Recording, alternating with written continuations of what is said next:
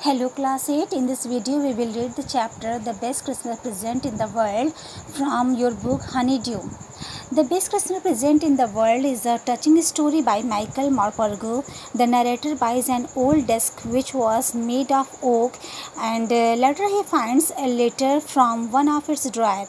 This letter was written by an English soldier, Jim McPherson, to his wife Connie McPherson, whom the narrator goes to meet and hand over the letter. तो ये story the best Christmas present in the story एक बहुत ही touching story है. इस story में जो narrator हैं या जो ऑथर हैं, जो नैरेटर हैं वो एक ओल्ड डेस्क खरीदते हैं. रोल टॉप डेस्क वो होता है जिसका ऊपर का हिस्सा वो घूमता है. तो ऐसा वो डेस्क पाते हैं और ये डेस्क जो होता है वो काफ़ी मतलब ख़राब स्थिति में होता है. उनके पास पैसे कम होते हैं तो वो ख़रीद लेते हैं. वो सोचते हैं कि बाद में उसको ठीक करके वो उसे मतलब अपने यूज़ में कर लेंगे. लेकिन जब वो जाते हैं उसको ठीक करते हैं तभी उन्हें एक ड्रायर में एक लेटर मिलता है. तो उस लेटर को जब वो पढ़ते हैं तो वो सोचते हैं कि इस लेटर को वो जा कर के इसके ओनर के पास या जिसका ये लेटर है उसको वो वापस करेंगे. ठीक है. Okay. The author found a roll top desk in a junk shop. Author को एक जंक शॉप से रोल टॉप डेस्क मिलता है. तो it was in a bad condition but cheap. He thought that he could restore it. वो जो desk था वो काफ़ी बैड कंडीशन में था, उसकी काफ़ी बुरी स्थिति में था. तो वो सोचते हैं कि उसका दाम कम है इसलिए वो उसे ख़रीद लेते हैं और वो ये प्लान करते हैं कि वो उसको रिपेयर कर लेंगे. रिस्टोर इट मीन्स रिपेयर कर लेंगे. So he bought it. He began to work on it on Christmas Eve. तो वो उसको ख़रीद लेते हैं और क्रिसमस की शाम को ही, क्रिसमस की एक दिन पहले वाली जो शाम होती है जिसे क्रिसमस ईव कहते हैं, उसी दिन वो उस पर काम करना शुरू कर देते हैं. मीन्स उसको रिपेयर करना शुरू कर देते हैं. He pulled out the drawer. He found that these had been badly damaged by fire and water. ये उसके ड्रॉयर्स को खोलते हैं और वो पाते हैं कि ये वो जो पूरा डेस्क था वो बहुत ही बुरी तरीके से डैमेज हो चुका था, ख़राब हो चुका था, या बहुत ही मतलब कि बुरी तरीके से ख़राब होता था फायर और वाटर की वजह से. मतलब आग या और पानी ने उस डेस्क को काफ़ी नुकसान पहुंचाया था. The man who sold it had told him that it was very old. जिस आदमी से उन्होंने इस डेस्क को ख़रीदा था उस आदमी ने उन्हें बताया था कि ये काफ़ी पुराना डेस्क था. When he opened it, it revealed a secret space. In it he found a small tin box. जब उन्होंने उसको ड्रायर को ओपन किया तो उन्होंने देखा कि उसमें एक सीक्रेट जगह थी और उस सीक्रेट जगह से उन्हें एक छोटा सा टिन का बॉक्स मिलता है. On the top of the box words were written. उस बॉक्स के टॉप पर, उस बॉक्स के ऊपर कुछ वर्ड्स लिखे हुए थे जो ये थे जिम्स लास्ट लेटर. उस पर लिखा था जिम का आखिरी letter. Received January 25, 1915 to be buried with me when the times comes. और उस पर लिखा था कि ये लेटर 25 जनवरी 1915 को मिला था, रिसीव हुआ था और इस लेटर को उनके साथ ही दफन कर दिया जाए. Inside there was an envelope with the ad, Mrs. Jim McPherson, 12 Copper Beaches, Bridgeport. The date was December 26, 1914. और inside उसके अंदर मीन्स उस बॉक्स के अंदर एक इन्वेलप था जिस पे लिखा हुआ था Mrs gym Macpherson, 12 Copperfield beaches. Means जिसको लेटर लिखा गया था उनका नाम मिसेस जिम मैकफर्सन था और उसके बाद उनका एड्रेस लिखा हुआ था और डेट था December 26, 1914. The author read the letter. फिर उसके बाद ये जो 1914 दिया गया है, ये टाइम दिया गया है during the first world war जो हो रहा था उसी के दौरान का ये टाइम दिया हुआ है. The author read the letter. Author ने पूरा लेटर पढ़ा. The owner of the desk must have put it in. तो वो समझ गया कि इस डेस्क के जो ओनर हैं उसने इस लेटर को इसमें रखा होगा. The letter had been written by a captain of the English army.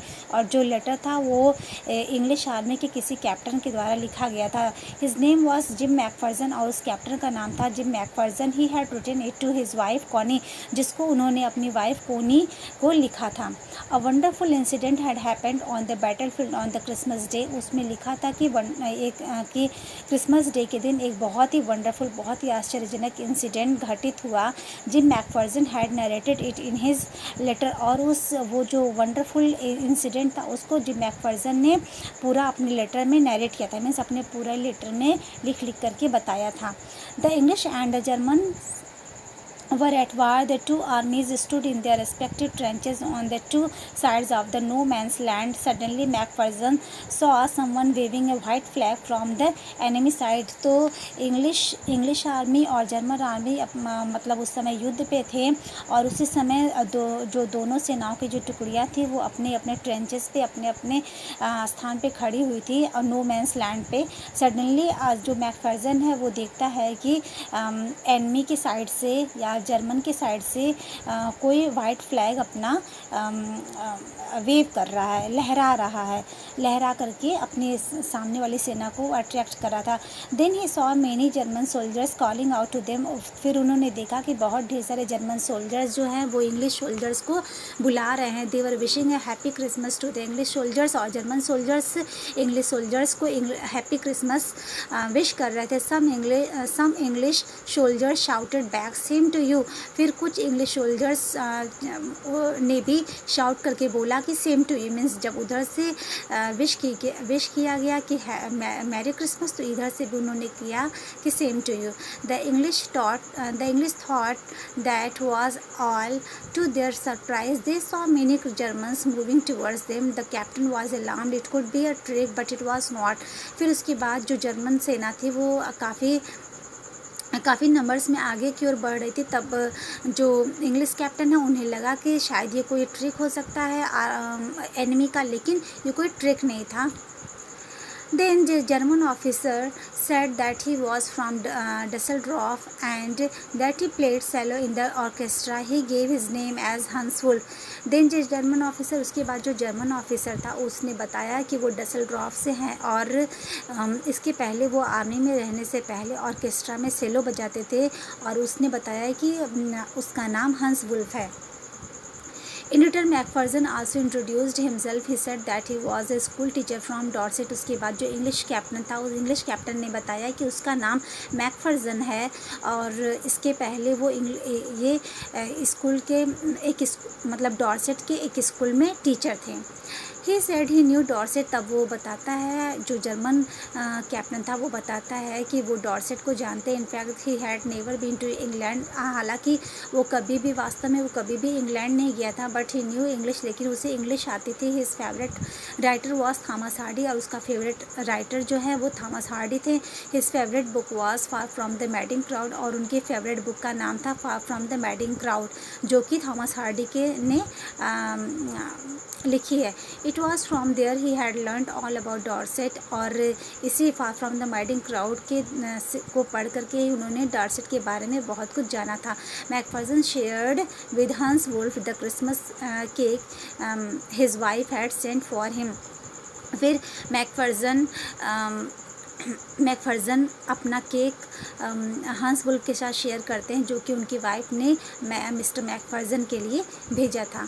A soldier brought out A football. The soldiers played while Macpherson and हंस वुल्फ क्लैप्ड एंड चीयर्ड। फिर उसके बाद एक सोल्जर फुटबॉल लेकर के आता है, और दोनों जो आर्मीज़ थी, दोनों आर्मीज़ के सोल्जर्स फुटबॉल खेलते हैं, और मैकफर्सन और हंस वुल्फ हालांकि वो दोनों नहीं खेलते हैं, लेकिन वो अपने अपने सोल्जर्स को चीयर कर रहे होते हैं या उनका हौसला अफजाई कर रहे होते हैं। Wool suggested that the world would be much better if the problems were resolved by a football match instead of war. फिर वुल्फ सजेस्ट करता है, मतलब एक सजेशन देता है या सलाह देता है कि अगर वर्ल्ड की प्रॉब्लम्स अगर युद्ध के बिना सिर्फ अगर फुटबॉल मैच से ही सॉल्व हो जाती तो कितना अच्छा होता। अगर फुटबॉल मैच खेल करके ही युद्ध को टाला जा सकता तो कितना अच्छा होता। All the drinks and eatables were consumed, जितना भी खाने पीने का सामान जर्मन्स लेकर के आए थे सब खत्म हो गया था। Now it was time to part, अब अलग अलग होने का टाइम आ गया था। Hans Wolf saluted McPherson and walked away slowly and unwillingly. तो मैकफर्जन और हंस वुल्फ अब एक दूसरे को सैल्यूट करते हैं और एक दूसरे से अलग हो जाते हैं, हालांकि उनका मन नहीं होता है एक दूसरे से अलग होने का।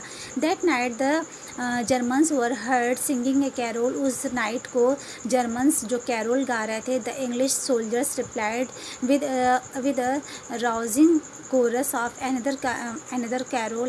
They exchanged carols for a while and then it was all silence. फिर दोनों आर्मीज कैरल्स गाते हैं, सब मिल करके साथ में कोरस गाते हैं और उसके बाद पूरा माहौल वहाँ का शांत हो जाता है। McPherson wrote in his letter that he would treasure those moments all his life. तो ये जो पूरा इंसिडेंट हुआ कि दोनों एनमी आर्मीज़ एक जगह पे आई और दोनों ने फुटबॉल मैच खेला और दोनों ने एक दूसरे से अपनी बातें शेयर की और दोनों ने अपने खाने के सामान को शेयर किया और तो ये सारी बात, और उन्होंने क्रिसमस अच्छे से सेलिब्रेट किया। तो ये सारी बातें जो थी उसे मैकफर्जन ने बताया कि ये उसकी लाइफ का बहुत अच्छा मोमेंट था और ये इसे अपने लाइफ में एक ट्रेजर के रूप में हमेशा रखना चाहता है।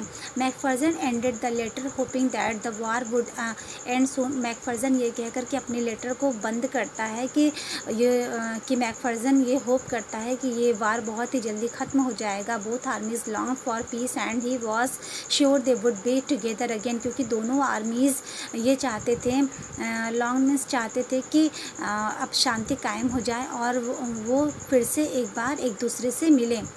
हैविंग रेड द लेटर, पूरा लेटर पढ़ने के बाद the author put it back in the envelope, author ने फिर से उसको एनवलप में रख दिया। He decided to give the letter back to him it belong, और उसने ये डिसाइड किया कि इस लेटर को वो वापस जो ऑथर है उन्होंने ये डिसाइड किया कि इस लेटर को वो वापस से उस पर्सन के पास पहुंचा देंगे जिस पर्सन से वो लेटर बिलोंग करता था। The address was of Bridport Dorset, so he drove to that place. जो एड्रेस था उस एनवलप के ऊपर वो ब्रिडपोर्ट डॉर्सेट का था, तो वो डॉर्सेट या ब्रिडपोर्ट चल देता है लेटर को पहुंचाने के लिए, वो लेटर जिससे बिलोंग करता था उसे पहुंचाने के लिए। The house number 12 turned out to be at burn out shell. It was found that Mrs McPherson was in the house when it caught fire. फिर जो हाउस नंबर उस लेटर पे लिखा था हाउस नंबर 12, तो वो जो हाउस नंबर 12 पे जब वो जाते हैं तो देखते हैं कि हाउस नंबर 12 काफ़ी जल चुका था और और बाद में उन्हें ये पता लगता है कि मिसेस मैकफर्जन उस समय उस घर के अंदर ही थी जब उस घर में आग लगी थी। The Ramon had got her out just in time. She was 101 years old. Now she was in nursing home. और फिर उसके बाद उन्हें ये पता लगता है कि बहुत ही सही समय पे जो रेमॉन थे, जो बचाव कर्मी थे, उन्होंने मिसेस मैकफर्जन को घर में से बाहर निकाल लिया था या उन्हें बचा लिया था। अब वो 101 साल की हो गई थी और now she was in, और अब वो एक नर्सिंग होम में थी, रह रही थी। The author went to the nursing home, he met the matron. फिर वो नर्सिंग होम जाते हैं, वहाँ पे वो जो मैट्रॉन थी जो वहाँ के लोगों की देखभाल करती थी उनसे मिलते हैं। She told the author that Mrs McPherson was rather confused that day. तो उस दिन फिर जो मैट्रॉन थी वो ऑथर को बताती है कि मिसेस मैकफर्जन उस दिन काफ़ी कन्फ्यूज्ड नज़र आ रही थी। The author found Mrs McPherson sitting in a chair. She looked up at the author but her eyes lit up when he called her Connie. जो ऑथर थे उन्होंने देखा कि मैकफर्जन एक चेयर में बैठी हुई थी और वो ऑथर को बहुत ही बस ऐसे ही देख रही थी। फिर उसके बाद जब ऑथर ने उन्हें पुकारा कि कॉनी कह करके जब उन्होंने उन्हें पुकारा तो उनकी आंखों में एक चमक सी आ गई। The author went to the nursing home, he went the matron, she told the author that she told the author that the Mrs. Macpherson was rather sorry, ये 2 बार आ गया, sorry. He told her now he had got the letter but she was not listening to him. तो फिर author जो है वो बताता है कि हाँ कि मैं आपके लिए एक लेटर लेकर के आया हूँ, लेकिन वो उस पर कुछ भी सुनती नहीं हूँ उनकी बात को. she reached out and took his hand. फिर वो उनके तरफ आती हैं और उनके हाथ को अपने हाथों में लेती हैं. हर eyes were filled with tears, और उनकी आंखों में आंसू आ जाते हैं. She felt that her gym had return, और उन्हें ऐसा महसूस होता है कि मानो उनका जिम लौट करके आ गया है. She said that her gym had kept his promise, और उन्होंने कहा कि उन्हें मालूम था कि उनका जिम अपना प्रॉमिस ज़रूर निभाएगा. She had return on the eve of Christmas, और ही हैड, और वो कहती हैं कि उनका जिम क्रिसमस की ईव पर ही लौट आया. She made him seat beside her, और उन्होंने ऑथर को अपने बगल में बैठाया. शी किस्ड हिज चीक, और उन्होंने उनके चीक्स को किस किया. She talked long and lovingly to him. She said that she had got the best Christmas present in the world. और उसके बाद वो कहती हैं, वो उनसे बहुत ही देर तक बातें करती हैं और कहती हैं कि आज उन्हें दुनिया का सबसे प्यारा क्रिसमस प्रेजेंट मिला. So it was the whole story. After that I will give you question answer related to this story. Okay. Thank you.